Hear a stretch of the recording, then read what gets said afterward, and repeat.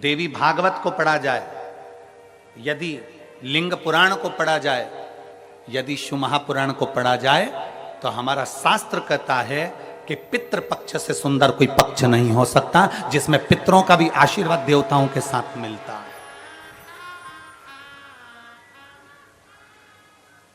जिसमें देवता का तो आशीर्वाद मिलता ही है, और देवताओं के साथ में पितरों का भी आशीर्वाद हमको प्राप्त होता है। पितरों का भी आशीर्वाद,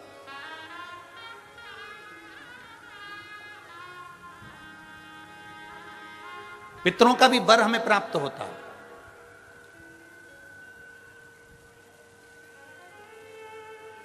पितरों का भी आशीर्वाद हमें प्राप्त होता है। तो कौन कह दे कि ये पितृपक्ष बेकार होता है, ये श्राद्ध पक्ष बेकार होता है? श्राद्ध पक्ष में ये मत करो, श्राद्ध पक्ष में वो मत करो, पितृपक्ष में ये ना ना ना।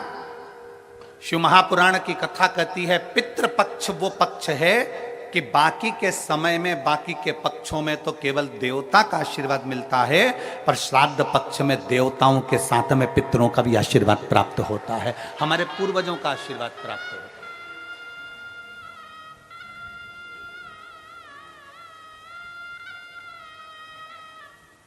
श्राद्ध का मतलब है श्रद्धा। आपकी श्रद्धा कितनी है? कितने लोग हैं यहां पर जो बैठे हैं जो शंकर जी के मंदिर में एक लोटा जल चढ़ाते? जरा हाथ उठाओ।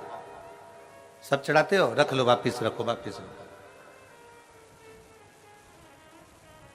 और कितने लोग हैं जिन्होंने अपनी अड़ोसन, पड़ोसन और पीछे वाली धड़ोसन, इन सबसे कहा कि एक लोटा जल चढ़ाया करो? वो हाथ उठाओ जरा, उठाओ जरा हाथ। हाँ ठीक है, रखो रखो। आप लोगों ने कभी तो कहा होगा अपनी पड़ोसन को, अपनी अड़ोसन को और पीछे वाली धड़ोसन को कि शिव मंदिर जाया करो, शंकर को एक लोटा जल चढ़ाया करो, शिव स्तुति करा करो, शंकर का स्मरण करा करो, शंकर की भक्ति करा करो, सारी समस्या का हल। जरा जम के बोलो, सारी समस्या का हल बोल बम का नारा है। आपने अपनी पड़ोसन से कहा होगा मंदिर जाया करो, इससे कहा मंदिर जाया करो, पीछे वाली से कहा मंदिर जाया करो। क्यों? किस लिए? तुम्हारी पड़ोसन के मंदिर जाने से सीहोर वाले महाराज का कोई फल है क्या? तुम्हारी पड़ोसन के मंदिर जाने से सीहोर वाले महाराज को कुछ मिलने वाला है क्या? तुम्हारे मंदिर जाने से या तुम्हारी पड़ोसन के मंदिर जाने से या पीछे वाली धड़ोसन के मंदिर जाने से सीहोर वाले महाराज को कुछ मिलेगा क्या? तुम्हारी पड़ोसन के मंदिर जाने से किसी को कुछ नहीं मिलेगा, पर तुम्हारी पड़ोसन के मंदिर जाने से तुम्हें जरूर प्राप्त होगा। क्या? वो मार्ग बताने से परमात्मा का दरवाजा प्राप्त हो जाता है, मंजिल प्राप्त हो जाता है। एक कथा आती है, एक बड़ी सुंदर सा, कि एक वकील साहब थे।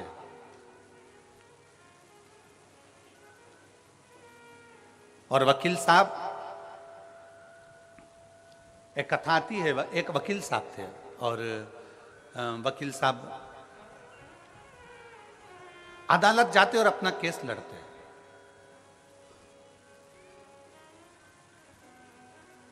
एक गांव का व्यक्ति शहर में आया, अपने लड़के का पता पूछ रहा। और गांव का व्यक्ति शहर में आया और अपने लड़के का पता पूछ रहा। लड़के का पता पूछा वकील साहब को वो पहचानता नहीं है। बहुत गांव का व्यक्ति था। जैसे अभी हमने कहा कि कई लोग ऐसे हैं, वनवासी क्षेत्र के कई लोग ऐसे हैं जिन्होंने अभी तक ट्रेन में भी नहीं बैठे होंगे, डरते हैं ट्रेन में बैठने से। बुजुर्ग पुराने आज भी बड़े बड़े शहर में नहीं पहुंच पाते।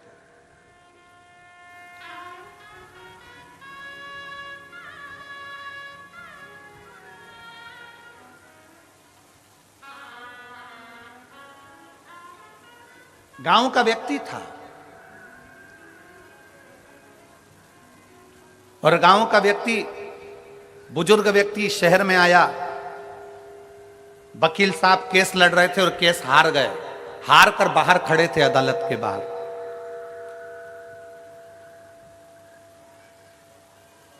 और अदालत के बाहर वकील साहब खड़े हुए थे और इतने में वो गांव का व्यक्ति आया और उस गांव के व्यक्ति ने वकील साहब से पूछा, एक काले कोट वाले भैया, एक काले कोट वाले भैया, मेरा बेटा इस शहर में रहता है, उसका ये एड्रेस है, आप मुझे बता देंगे कहां रहता है?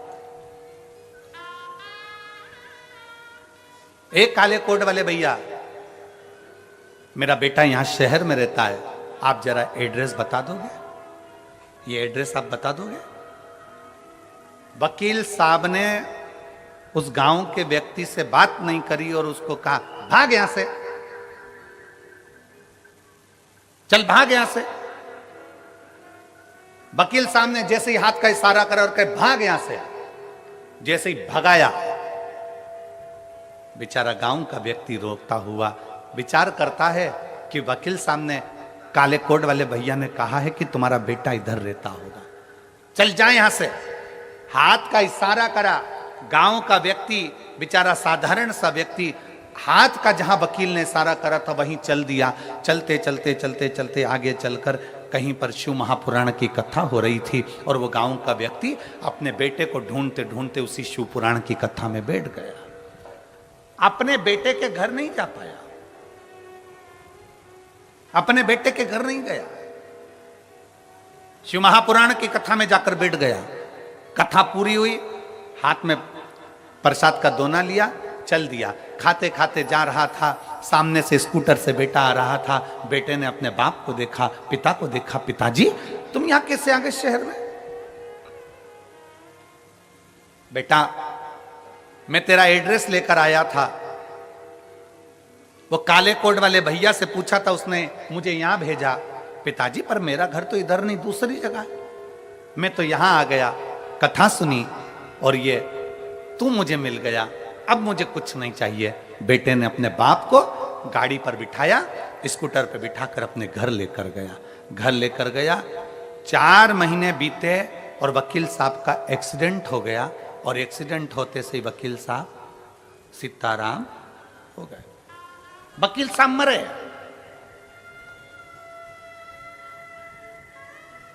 ऊपर गए, धर्मराज ने कहा कौन आया है? कि ये आया है काला कोट। वकील साहब सामने खड़े थे, सामने खड़े थे।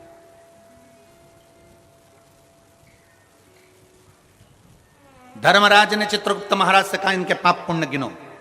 पाप पुण्य गिनना प्रारंभ करा और जब पाप पुण्य गिनना प्रारंभ करा तो मालूम पड़ा कि इन्होंने तो झूठ बहुत बोला, छल बहुत करा, ये करा वो करा। महाराज इसने पुण्य नहीं करा, कोई पुण्य नहीं करा, नरक भेज दिया जाए इनको। अदालत में भी जाते थे तो क्लेश करते थे।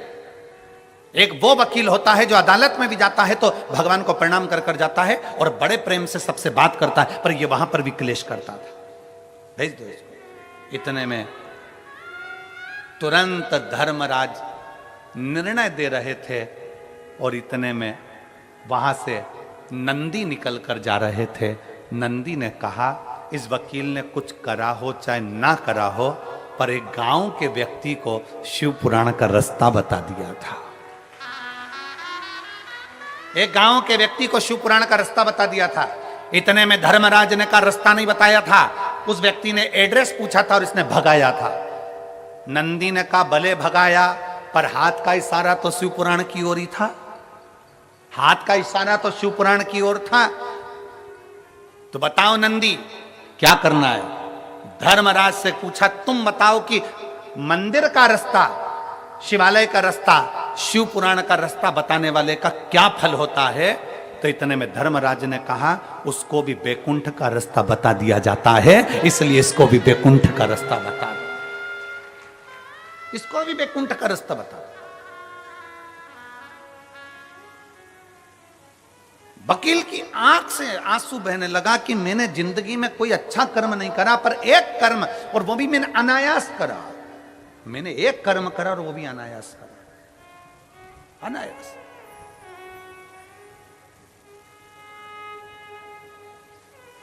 कांटाकुर्डी के धमतरी जिले के इस छोटे से ग्रामीण क्षेत्र में अगर ये 5 दिवसीय की कथा चल रही है तो पूरे धमतरी जिले को बड़ी प्रसन्नता होना चाहिए कि हमारे शिव हमें मंजिल बताने के लिए आए हैं, हमारे शंकर हमें मंजिल बताने के लिए आए हैं। आज हमारा कितना सौभाग्य है, आज हमारा कितना कितना कितना आनंद का विषय है।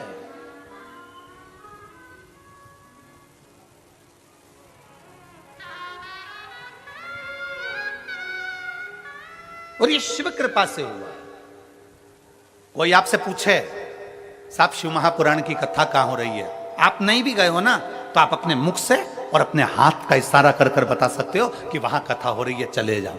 आपके रिश्तेदार पूछें क्यों जी हमने सुना है कि तेरे पास में कथा हो रही है, हाँ आ जाओ। कितनी दूर है तेरे यहां से? 10 किलोमीटर दूर है, आओ तो सही, हम आपको लेकर चलेंगे।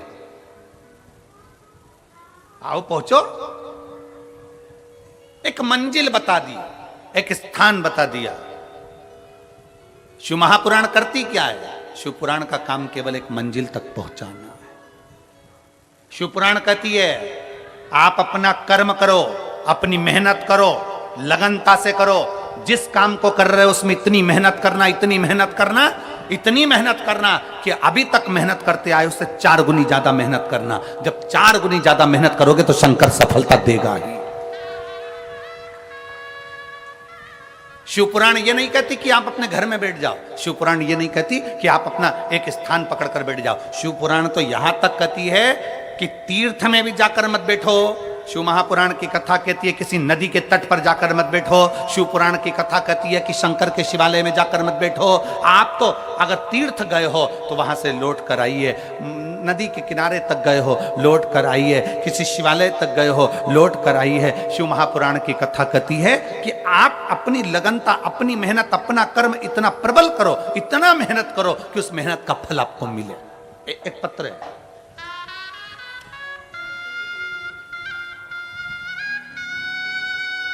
मेरा नाम अनीता बंधोर, मैं नरहरपुर जिला कांकेर छत्तीसगढ़ की निवासी हूं। कहीं बैठी हो तो हाथ हिला सकती हैं, अगर कहीं बैठी हो तो हाथ हिला सकती हैं।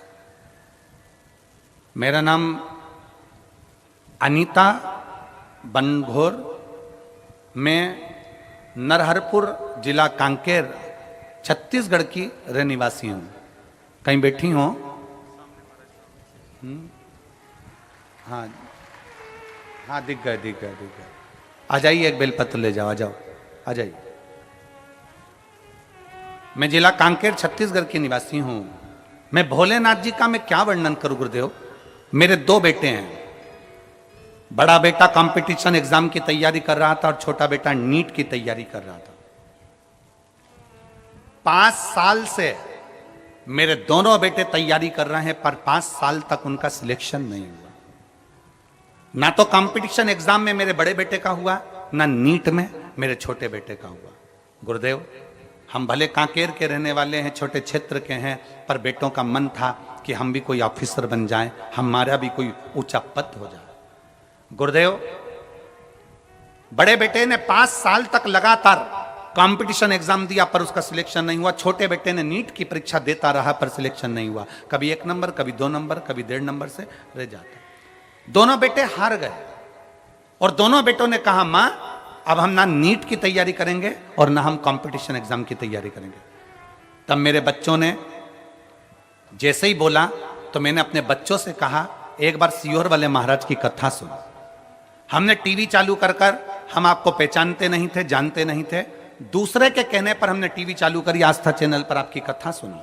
कथा सुनते ही मेरे बच्चों को सुनाई और मेरे बच्चों ने कह दिया सीहोर वाला महाराज कहता है कि मेहनत को 4 गुना बढ़ाओ, अपनी लगन, अपने कर्म को, अपनी मेहनत को चौगुना करो और चौगुना मेहनत कर कर शंकर को जल चढ़ाओ। जल चढ़ाकर जब एग्जाम के लिए जाओ तो एक बेलपत्री पर शहद लगा कर जाओ। मेहनत को चौगुना करना है। अब मेरे बेटे ने कंपटीशन एग्जाम की तैयारी करी और छोटे बेटे ने नीट की तैयारी करी और दोनों ने अपनी मेहनत को 4 गुना कर दिया। मैं और मेरे दोनों बेटे, हम तीनों शंकर जी के मंदिर में 1 लोटा जल चढ़ाने के लिए जाने लगे और रोज जल चढ़ाने जाते। जब मेरे बेटों का एग्जाम आया, बीच वाली पत्ती पर शहद लगाया और शहद लगाकर शंकर को लगाकर मेरे बेटे कंपटीशन एग्जाम में बैठ गया और दूसरा बेटा नीट की परीक्षा में बैठ गया। आज मैं बाबा को धन्यवाद देने आई हूं, जो बेटा मेरा कंपटीशन एग्जाम में बैठा था वो रेलवे का बहुत बड़ा पदाधिकारी बन गया और छोटा बेटा जो नीट की परीक्षा दे रहा था वो मेडिकल कॉलेज में सिलेक्ट हो गया। मेरा बेटा डॉक्टर बन रहा है और बड़ा बेटा रेलवे में हो गया। ये शिव तत्व है, ये शंकर है, ये शिव ओघड़ी है।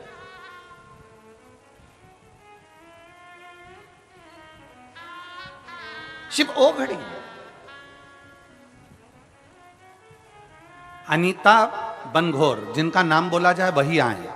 अनीता बनघोर नरहारपुर जिला कांकेर छत्तीसगढ़ की हैं। तो बड़े ये एक स्मरण हमारे भीतर रहे कि हमारी मेहनत, हमारी लगन, हमारा परिश्रम 4 गुना होना चाहिए।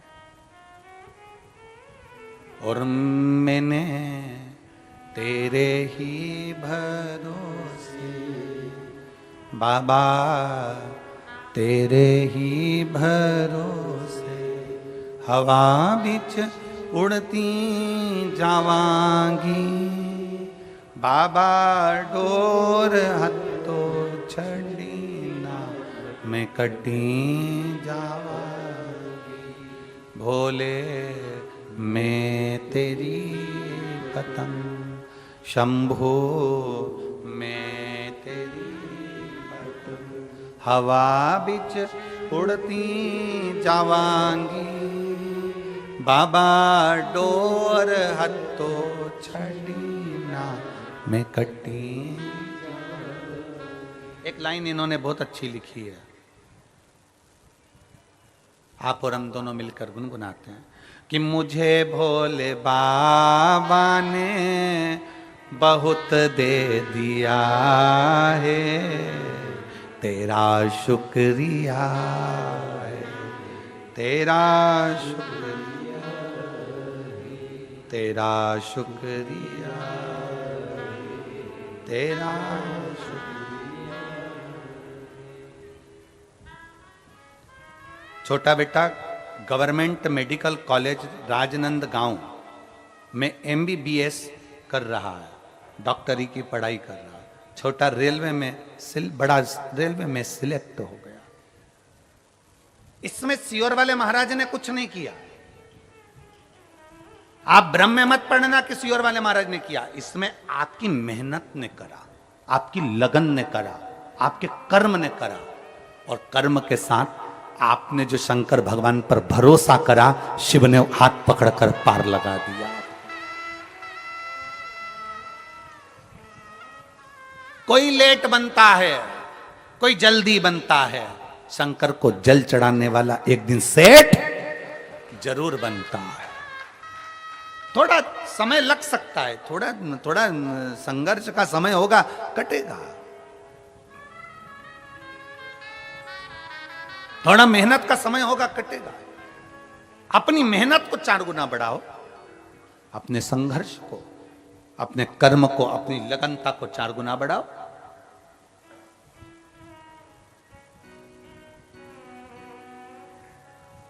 जब अपनी मेहनत, जब अपनी लगन, अपने कर्म को जब हम 4 गुना बढ़ाते हैं तो शिव तत्व अपने आप हमारे भीतर जागरूक हो जाता है।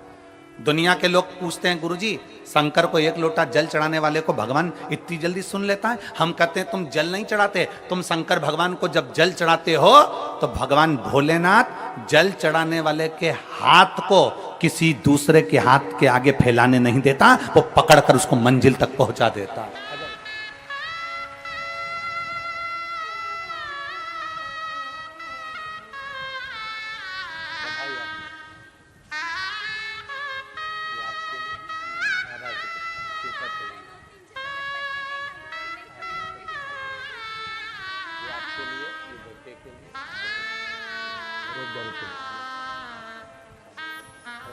बधाई, आपको बहुत बहुत बधाई। शिव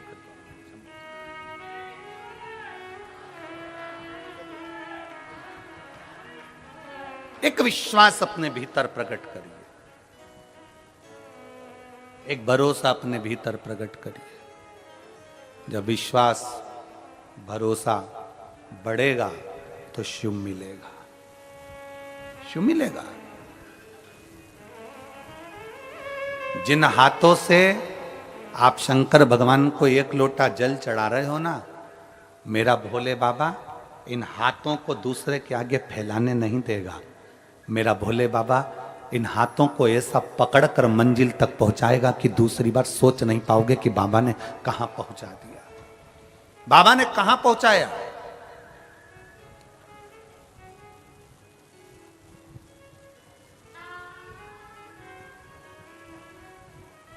तेरे मंदिर में आना मेरा काम है और मेरी बिगड़ी बनाना तेरा काम। मैं आ तो गया हूं मगर जानता हूं कि तेरे दल पर आने के काबिल नहीं। कितना हम करते हैं, कितना।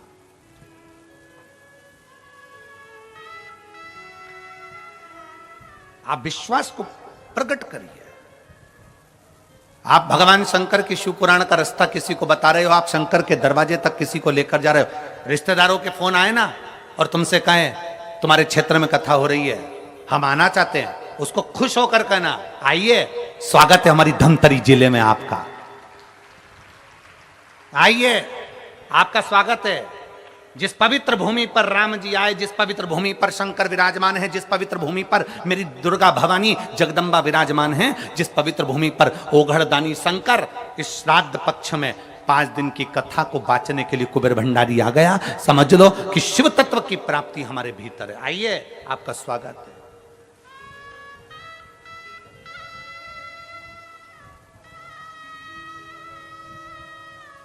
कांटा कुर्डीही में ये शिव भक्त बार बार नहीं आएंगे। बोलो आएंगे क्या? अरे बोलो तो जम के, आएंगे नहीं। इस छोटे से गांव में अगर इतने शिव भक्त आए हैं तो आपको सेवा का मौका मिला है। पूरे धमतरी वालों को 14-15 किलोमीटर दूर रहने वाले जितने जितने आसपास के शहर हैं उनको मौका मिला है कि इनकी सेवा करो।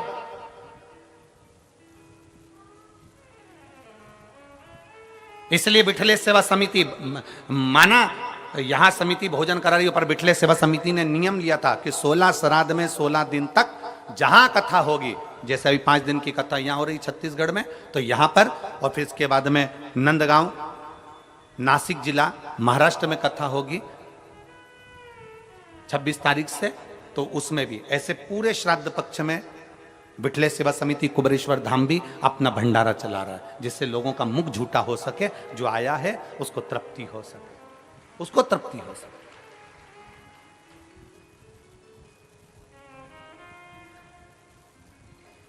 एक भरोसे के साथ शिव के पास जाओ। शंकर की कथा में आए हो ना तो पूर्ण श्रद्धा, श्राद्ध का मतलब है आपकी श्रद्धा को प्रबल करिए, आपके विश्वास को प्रबल करिए। और जब आपका विश्वास, आपकी श्रद्धा, आपकी दृढ़ता बढ़ जाए तो शिव तत्व को मिलने में देरी क्या होगी? क्या देरी शंकर को मिलने में? एक पत्र देखिए,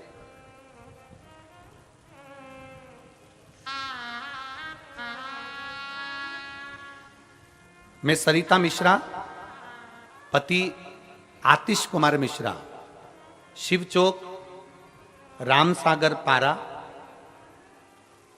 धमतरी, छत्तीसगढ़ की रहने वाली हूं। कहीं बैठी हैं? बच्चा आया है के साथ में? लिया उसको, लिया अजय। गुरुदेव, डॉक्टरों के हिसाब से संतान का सुख नहीं था मुझे। 1 वर्ष, 2 वर्ष, 3 वर्ष, 4 वर्ष, 5 वर्ष, 6-7 साल संतान के लिए मैंने इंतजार करा। 8 वर्ष निकल गए गुरुदेव, संतान का सुख। ऐसा कोई डॉक्टर नहीं जिसके पास जाकर हमने इलाज ना करवाया। बड़े बड़े शहर में जाकर हमने इलाज करवाया पर संतान का सुख नहीं आया। तब मेरे भाई की बहू ने मुझे कहा, मेरे भाई की बहू ने मुझसे कहा कि आप बुआ एक काम करो, आप सोमवार की अष्टमी के दिन आंकड़े की जड़ का प्रयोग करना और सफेद आंकड़े की जड़ का प्रयोग करना और पशुपतिनाथ का व्रत प्रारंभ कर देना। गुरुदेव, मैंने 10/1/2022 को जब सोमवार की अष्टमी पड़ी, आप कहते हो कि सारी अष्टमियों में सोमवार की अष्टमी श्रेष्ठ होती है, जो बाबा से मांगा जाता है वो बाबा देता है।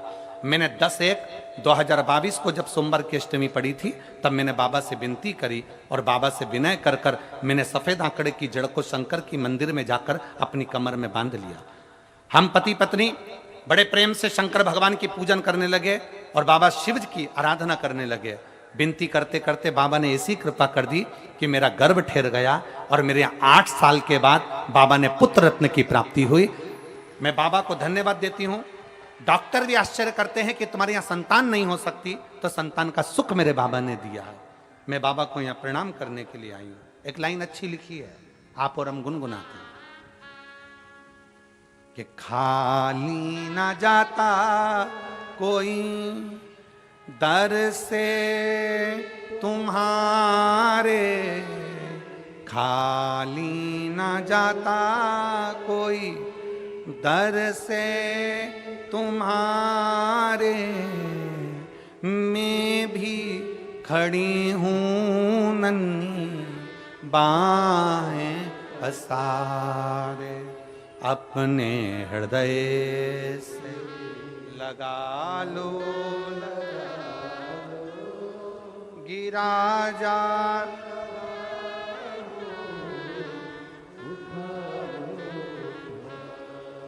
भोले अपने दर से अब तो ना टालो, गिरी जा रही हूँ उठा। अब अपने भीतर विश्वास को प्रबल कर। आ जाओ।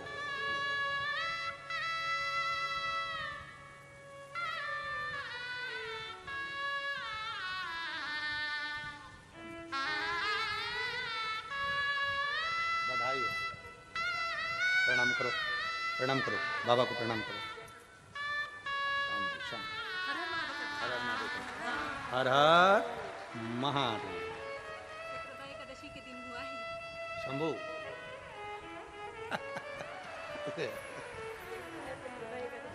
बधाई हो, बधाई हो। अरे लुटा दिया भंडार काशी वाले, कर दिया माला काशी, लुटा दिया, हाँ लुटा दिया, लुटा दिया, अरे लुटा दिया भंडार काशी वाले ने, कर दिया माला काशी। एक विश्वास अपने भीतर प्रकट करिए, शिव के प्रति भरोसा प्रकट करिए।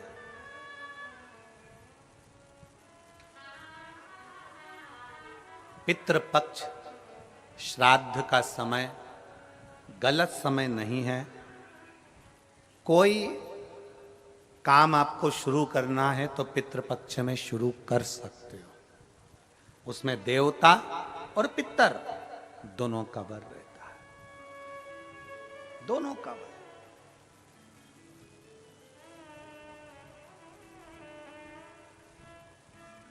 कितना देते हैं शिव? शिव महापुराण में कथा आती है, पितरों की 3 बेटियां, मैना, धन्या, कला।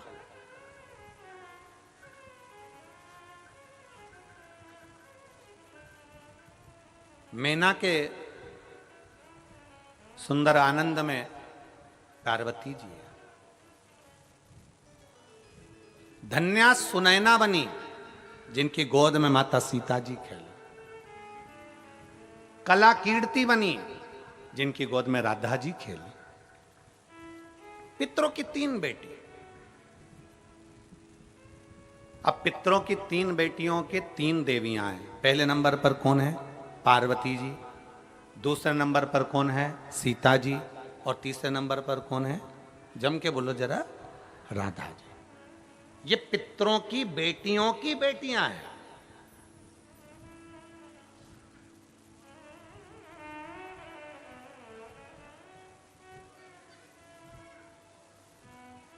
अगर पितृपक्ष बेकार होता, श्राद्ध पक्ष अगर बेकार होता, तो इन 3 देवियों का नाम उच्चारण करने से जीव कैसे पार हो जाता है। जरा विचार तो करो कि हमारे यहां गौरी शंकर, सीताराम सीताराम, राधे श्याम राधे श्याम राधे श्याम उच्चारण करा जाता है। राधा का नाम स्मरण किया, सीता का नाम स्मरण किया, पार्वती जी के नाम का स्मरण किया, पार्वती जी के नाम का स्मरण किया। कैसे पार उतर सकता है? बस पितृपक्ष में एक काम चालू करो।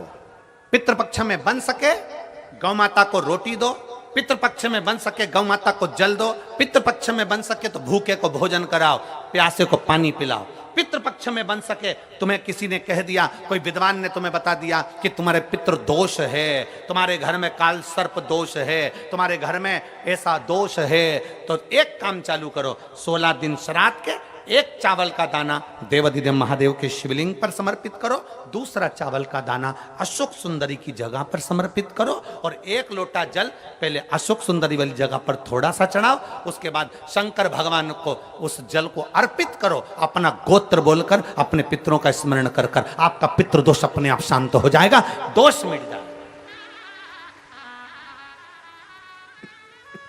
आपका पितृदोष शांत, आपका दोष समाप्त।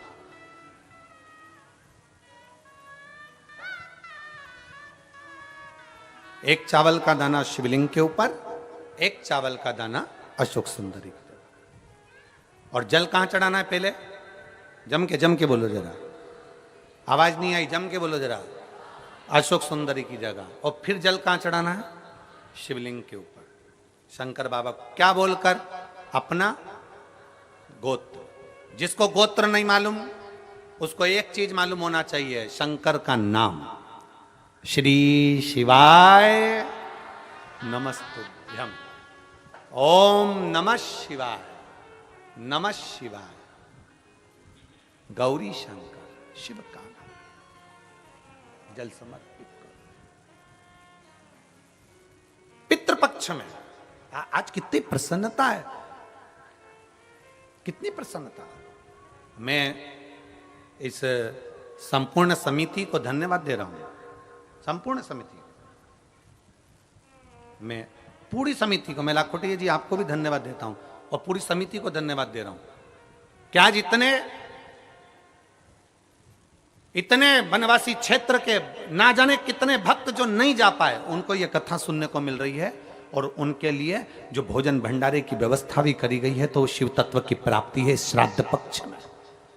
और आज हमारी विठलेश सेवा समिति कुबेरेश्वर धाम भी आज आनंद का विषय जानता है कि ये भोजन भंडारा, थोड़ा बहुत भंडारे का क्रम जो चलवा रहे हैं 5 दिन तक, उसका एक आनंद है। और आप सब जितना आस्था चैनल पर श्रवण कर रहे हो, आपको धन्यवाद है जो आपका सहयोग इस कथा के अंतर्गत मिल रहा है। सबको साधुवाद। आपका एक अंश मात्र, एक अन्न का दाना भी अगर कहीं मिल रहा है तो उसका फल आपको प्राप्त हो। और किस क्षेत्र के लिए दे रहे हो, कहां दे रहे हो, जरा विचार करिएगा। एक विश्वास के साथ करो, भजन के साथ, आनंद भरोसे के साथ करिए।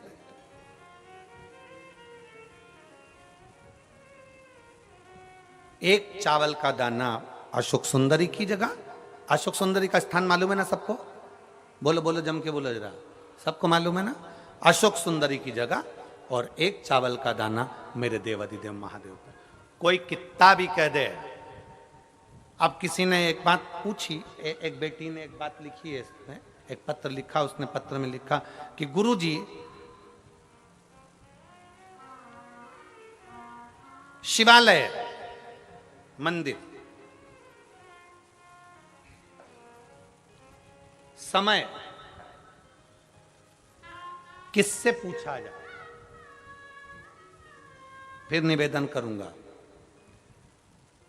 कहीं जाना हो, कोई काम करना हो तो विद्वान से समय पूछो, पर मेरे शंकर के मंदिर जाना है तो विद्वान से नहीं, मन से पूछकर शिव के पास चले जाओ। शुभ कार्य के लिए जाना है तो विद्वान से पूछो, कोई कार्य के लिए जाना है तो विद्वान से पूछो, कहीं जाना है तो विद्वान से पूछो, हम मना नहीं करेंगे। पर शंकर के पास जाना है, शिव पुराण में जाना है, शंकर के शिवालय जाना है, शिव के मंदिर जाना है, एक लोटा जल चढ़ाने जाना है, किसी से पूछने की जरूरत नहीं, अपने मन से पूछो, अपने मन से पूछो कि मुझे शिव के पास जाना।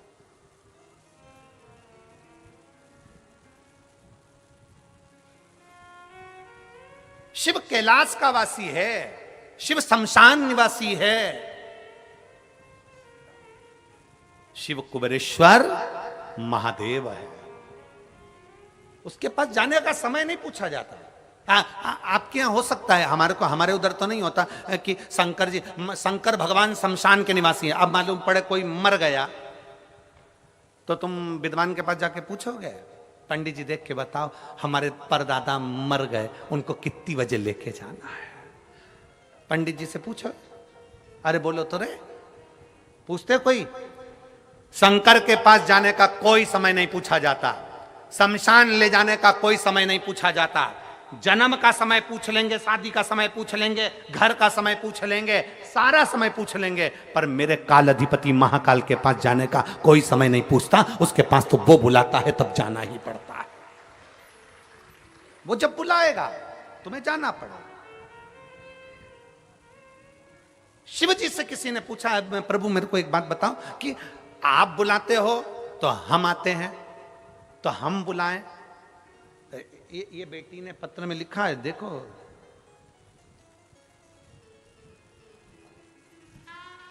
ए महाराज जी, मेरा नाम अंजलि साहू है, मैं बालोदा जिले की रहने वाली हूं, आपसे प्रश्न करने के लिए आई हूं। धन्यवाद बेटी को, साधुता है बेटी को, मेरा बहुत बहुत साधुता। ए महाराज जी, भगवान हमारे सामने क्यों नहीं आते? डरते नहीं, भगवान को डर नहीं लगता, डर अपनों को लगता है। एक आध दिन अगर शंकर सामने आके खड़े हो गए ना, शंकर कुछ नहीं करेंगे, उसके गले में जो है ना बासुकी, चलो शंकर को भी जाने दो, वो बासुकी को भी जाने दो, उसी का कोई रिश्तेदार, उसी का रिश्तेदार तुम्हारे घर में अगर आ जाए तो मेरी बेटी अंजलि, बेटा तू घर के बाहर और रिश्तेदार घर के अंदर होगा। इसीलिए शिव नहीं आते, भगवान नहीं डरता, भगवान आने को तैयार बैठा है। कौन कहता है परमात्मा नहीं आता? छत्तीसगढ़ वालों का पुण्य इतना प्रबल था कि अयोध्या छोड़कर राम इस मार्ग से गए।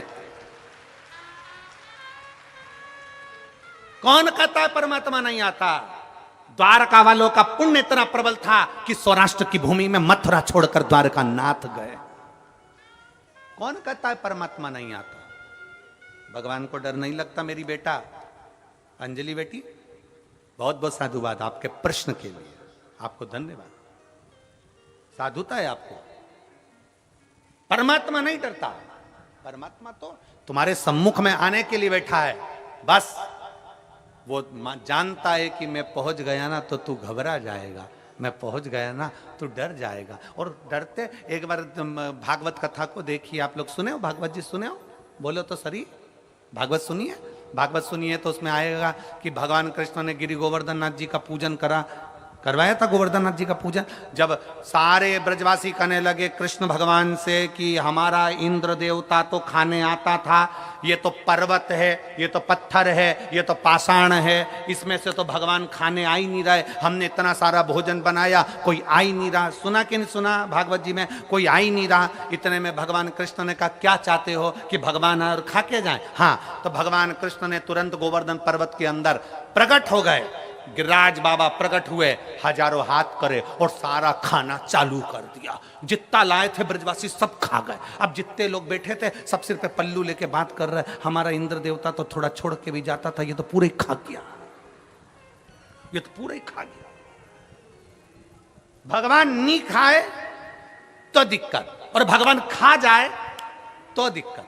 अब सब बात कर रहे हैं, अरे इंद्र देवता तो थोड़ा छोड़ते थे, ये तो पूरा के पूरा ही खा गया, ये तो पूरा के पूरा खा गया। तब भगवान कृष्ण ने हाथ जोड़कर कहा, गोवर्धन बाबा थोड़ा सा इन ब्रजवासियों के लिए प्रसाद छोड़ दो। तब भगवान गोवर्धन नाथ जी ने प्रसाद छोड़ा और कह दिया, सुनो कृष्ण, इन ब्रजवासियों ने मुझे खाने से रोका, इसलिए आज के बाद मैं किसी के सामने खाने नहीं आऊंगा, केवल भाव से खाकर जाऊंगा, केवल भाव से।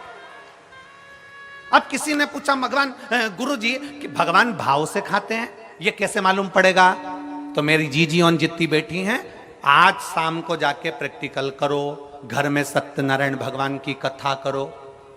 सत्यनारायण भगवान की कथा में पंजेरी सेको, पंजेरी जानते हो, आटा सेक के शक्कर मिला के और पंचामृत बनाओ, दही दूध सब मिला के पंचामृत। एक कटोरी पंजेरी और एक कटोरी पंचामृत अलग रख दो फ्रिज के ऊपर, और एक कटोरी पंजेरी और पंचामृत सत्यनारायण भगवान के सामने रख दो। पूरी कथा सुनना, आरती करना, पूजन करना और पंजेरी खाकर देखना। फिर फ्रिज के ऊपर जो रख के आई थी उसको खाकर देखना, दोनों में स्वाद अंतर आएगा। जो भगवान के सामने रखी उसका स्वाद बढ़ जाएगा।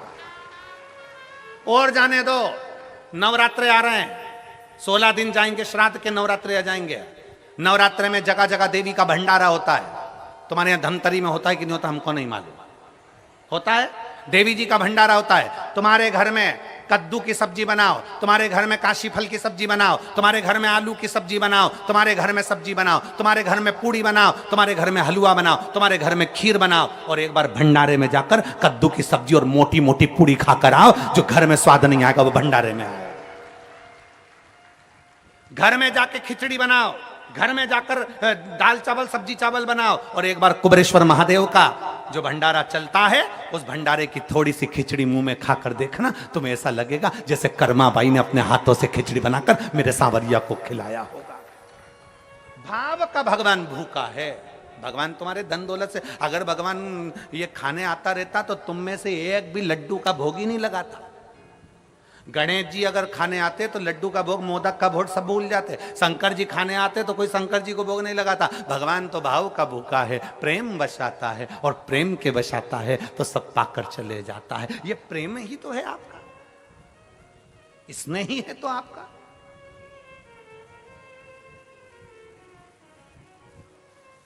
महाराज इसलिए शिव तत्व बार बार कहता है, आपकी भक्ति को प्रबल करिए, आपकी भक्ति को प्रबल करिए।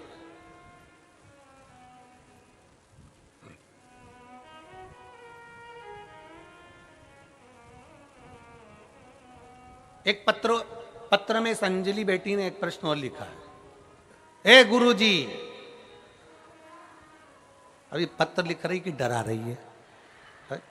ए गुरु जी, तालाब या नदी के पानी को शंकर भगवान पे चढ़ाना चाहिए कि नहीं चढ़ाना चाहिए? तालाब और नदी के पानी को चढ़ाना चाहिए, क्योंकि उसमें सब नहाते हैं, तो हम चढ़ाएं कि ना चढ़ाएं? तो मेरा अंजलि बेटी आपसे निवेदन, एक बेटी कहाँ है ये, इसको बुलाऊं जरा, कहाँ बैठी है? हाथ हिला जरा बेटा।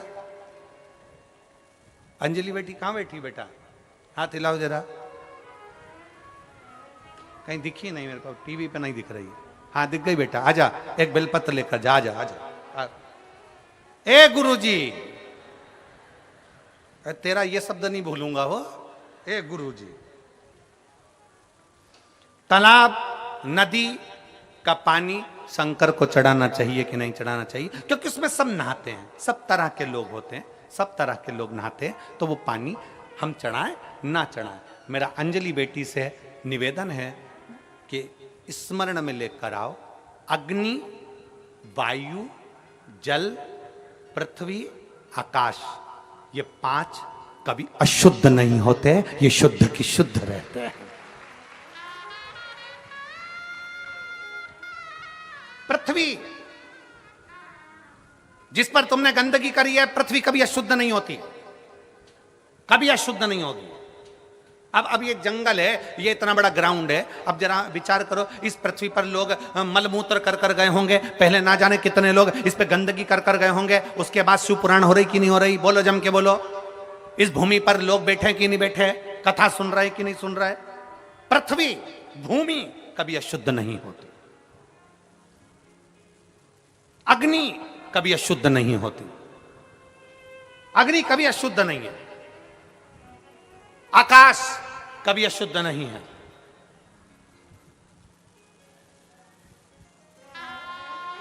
जल कभी अशुद्ध नहीं। आजा बेटा, ए गुरु जी ले बेटा, खुश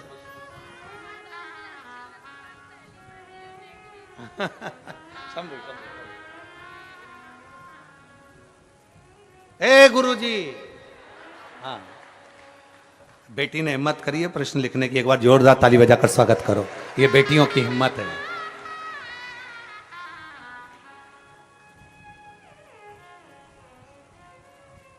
आज हकीकत में लगा कि कर्माबाई की बेटी आई है, अंजलि साहू। हो हाँ, अंजलि साहू, ठीक है, बालोदा जिले की रहने वाली है।